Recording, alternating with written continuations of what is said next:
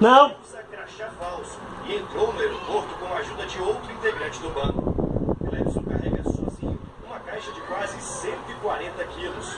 Coloca a carga em uma Kombi e vai embora. Fora do aeroporto, repassa a caixa com os celulares para a esposa. Neste momento, os dois são presos.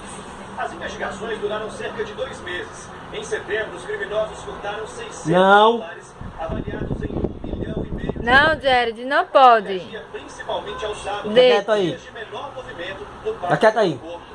Detalhes que Clebson Santana Ia com ele, Fábio. Ele é ex-funcionário de uma empresa que presta serviço Fica de aí. transporte no aeroporto. Viu? de Macau.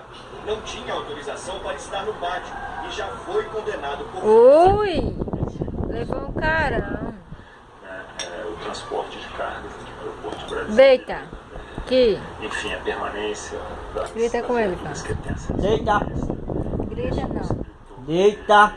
criasse toda essa máquina criminosa para subtrair objetos lá de dentro do aeroporto. Pouco depois, David Alves também